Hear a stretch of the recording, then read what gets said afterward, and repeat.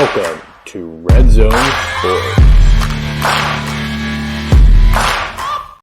What's up, everybody? How's it going? It is week 2 in college football. We are back to run through the full slate here for Saturday. The main slate, the early slate, however you want to call it or say it. Hopefully everybody's had a good start to the year. Last weekend was a profitable one for myself. Hopefully it was for you as well. Not a ton of people were on Colorado. This guy was, and that paid off well. My only regret is I wasn't on them enough. I was mainly single stacking them, not sure what we were going to get. But boy, did they deliver, and they are the talk of college football now. Let me tell you, they're not going to be under-owned this week. So hopefully you play with some of that. And in the YouTube comments about a couple hours before lock on Saturday, I dropped in there Dylan Edwards to throw in. So that helped me cash quite a bit. And again, hopefully you're paying attention and on that. If not, make sure you're following me on social media, on Twitter, X, whatever you call it, and you're subscribed here on YouTube and following along. So before we get rolling, don't forget to hit that like button. It helps us a ton with the old YouTube algorithm. So really appreciate it. But let's jump to it. College football, week 2. We have a pretty big slate here. Notre Dame goes on the road to NC State, a 7.5-point favorite. James Madison and Virginia. Virginia is a 6.5-point dog, which is pretty wild to see. Poor Virginia. Purdue goes to Virginia Tech for -3 to the Hokies. You've got Troy going to Kansas State, a 16.5-point favorite there. All those games are kind of hovering around that 50-point mark for a total. You've got Utah going to Baylor. Baylor. 7.5-point favorite to the Utes. Nebraska at Colorado, -3, 2.5 or so for Colorado right now with a massive 60 over-under on that game. Eastern Kentucky has to unfortunately play Kentucky this week, so that should be a bloodbath. A&M goes to Miami as one of the premier games on the college football docket. 4.5-point favorite for the Aggies, and Miami is the over-under on that is 51-52. Iowa goes to Iowa State with a whopping 36 over-under in this one. We're not going to be playing much of that game. So moving on, UTEP at Northwestern. They are a slight bump at a 38.5 over-under total there. Another game you could probably cross out. UNLV goes to Michigan, where there's a almost 60 total on that game. And Michigan is a 35.5-point favorite. Marshall and East Carolina, and then Ole Miss and Tulane, another massive game on this slate, coming in at the highest over-under, and Ole Miss being a 7.5-point favorite with a 64.5 game total. So where are we going this week? I think this week is going to be pretty interesting. They finally – we talked about it last week where the pricing is always a little bit weird for week 1. I mean, you had guys like Corum and Judkins and like the low 7s, high 6s, which was just bananas. Dylan Edwards. So all these guys, the pricing self-corrected is what we kind of thought. So we're going to have much more challenges there in terms of being able to squeeze in major studs. For example, Colorado is extremely expensive. That corrected in a major way. You've also got Ole Miss. I think they did a pretty good job on this slate, to be honest. They took the highest totals on the day, priced those players up, and it's going to be a little bit tricky. So let's try to navigate this. Where are we going?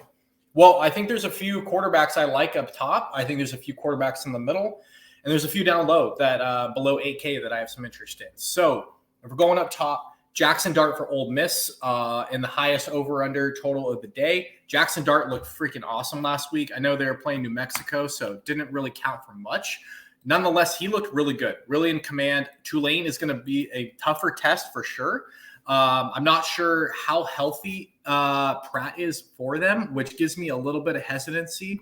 But Tulane's team overall is really solid.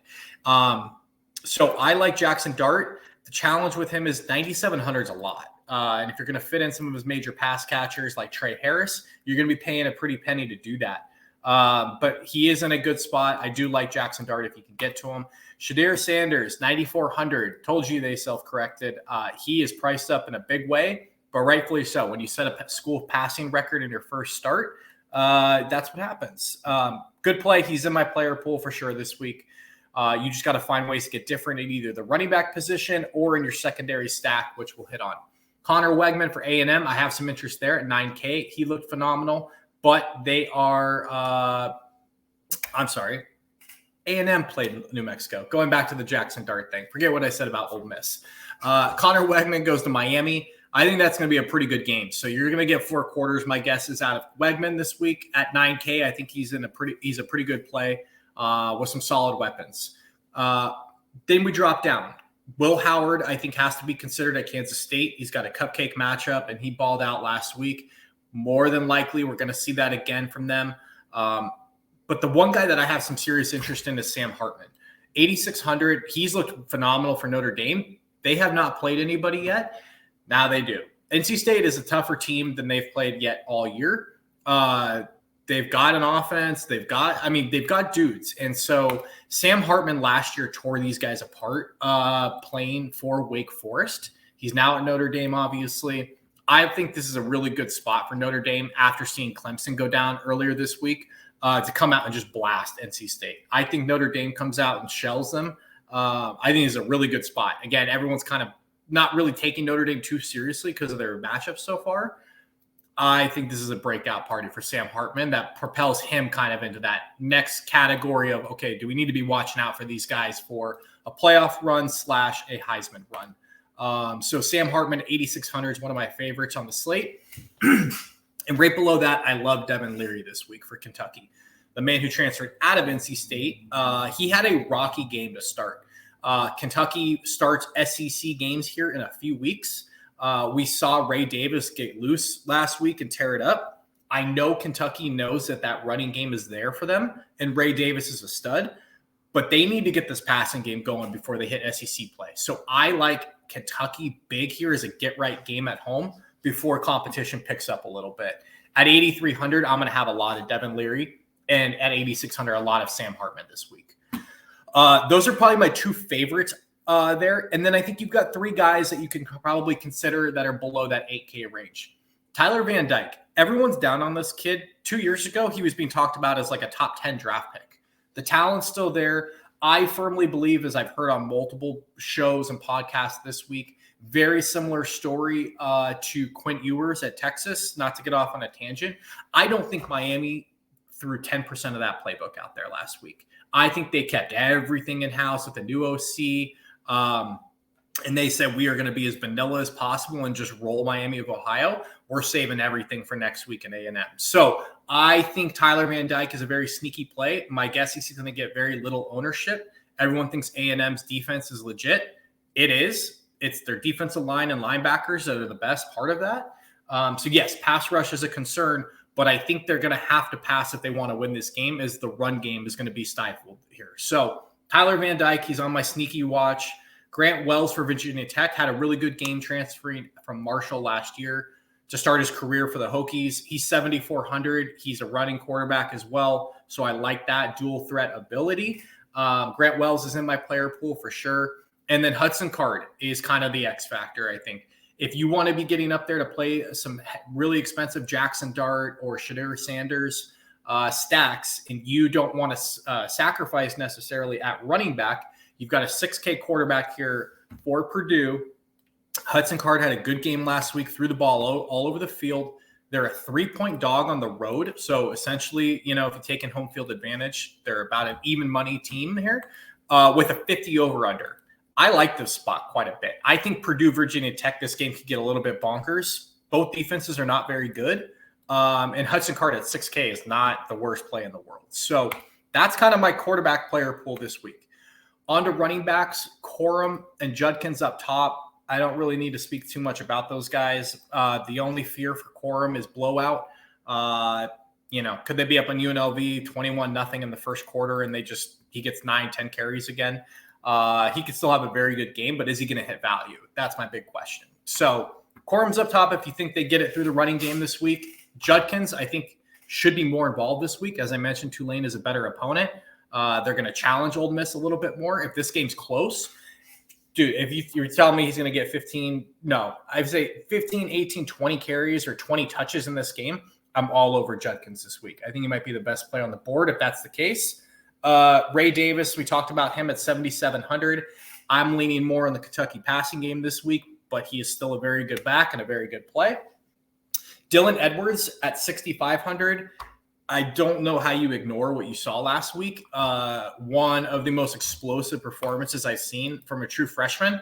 I think he's got to be in your player pool. Like 6,500, if they're going to use him like that out of the backfield in the passing game, this kid just needs to house one or two of them, and you're hitting value.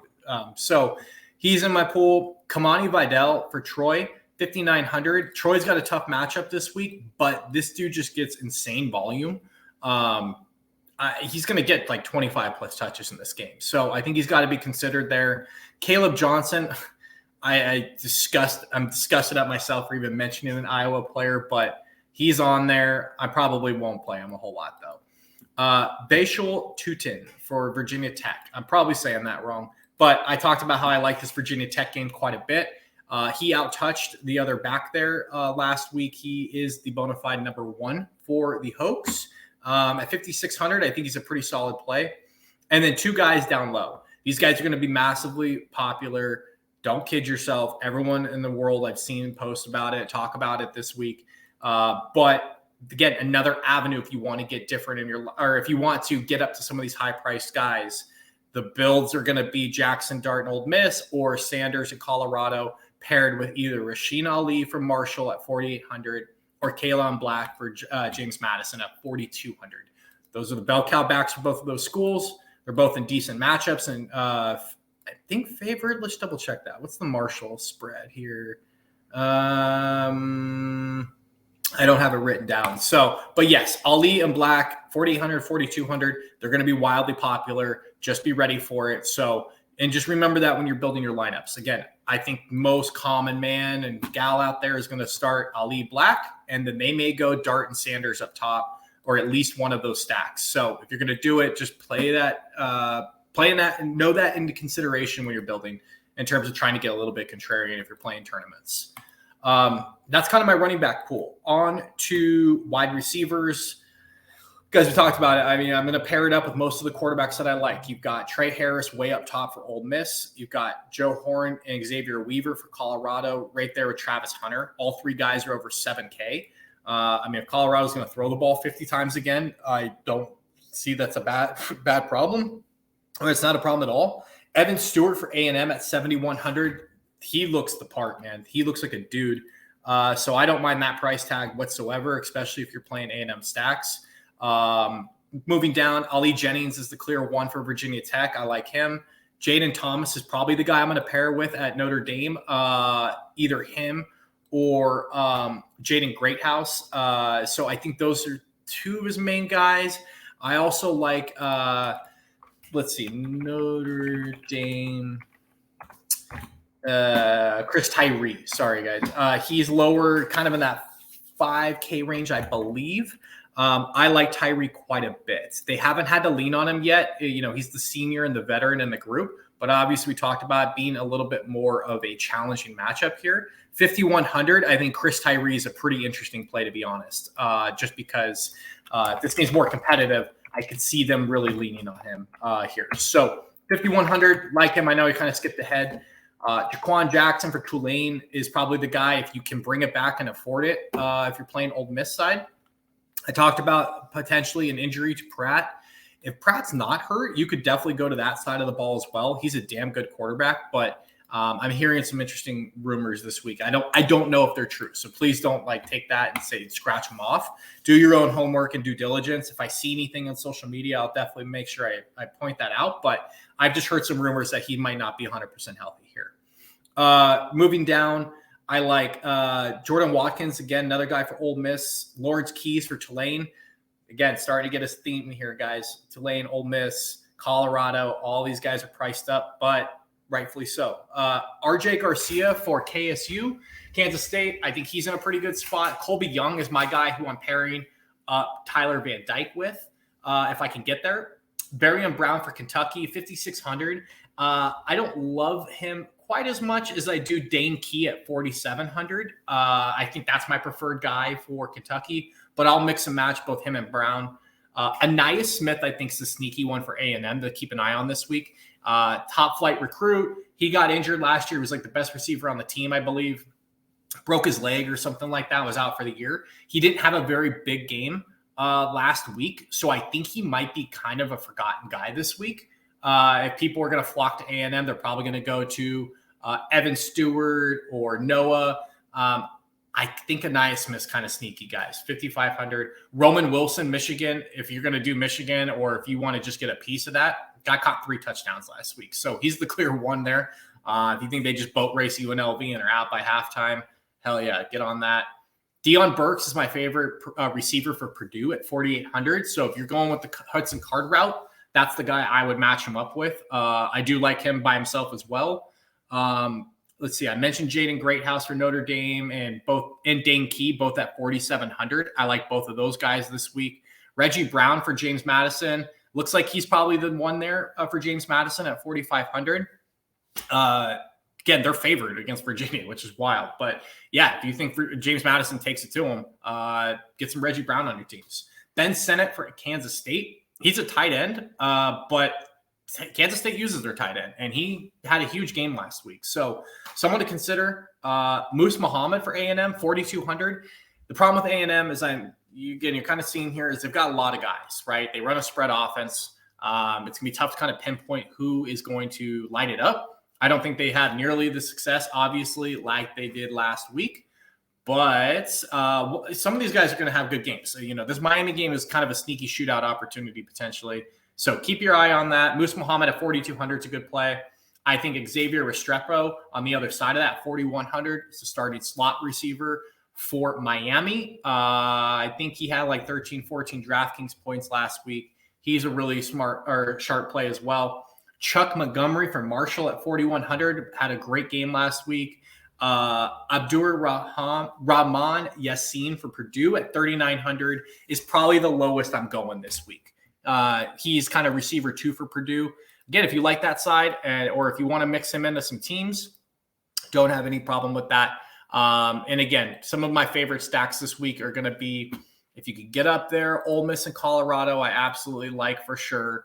I will have A&M and Miami sprinkled in. Notre Dame and Kentucky are probably my 2 favorites, with Virginia Tech and Purdue kind of following those up. So if I had to rank them for me, I'm probably going, again, taking pricing out of this. Colorado, I think Ole Miss are 1-2. Then you're going Kentucky, Notre Dame, Purdue, Virginia Tech for me. Mixing in a little bit of Kansas State, mixing in a little bit of Miami, mixing in a little bit of A&M. So that's kind of where I'm rolling this week. I'm going to keep player pool as tight as I can. I think it's smaller than last week. I think, we get a little bit more data. We get a clearer path on where we like and where we're going to go. Matchups, all that. So that's it. It is Thursday as I'm recording this. So again, follow me on Twitter at the Notorious VJL. Right there in the corner of your screen, I am posting and doing things all the way leading up to lock. So if I have any news, I will share it there. We are at Red Zone Sports. Our home account tweets out information and stuff as they see it. And then also, don't forget to hit thumbs up and subscribe to the channel. It helps us a ton. I do typically, if I'm adding some guys to my player pool, before lock, like Saturday morning, I'm dropping them into the YouTube comments as well. So you can check any of those spots, and good luck this week. Let's have a week. Let's make some coin. See you next time.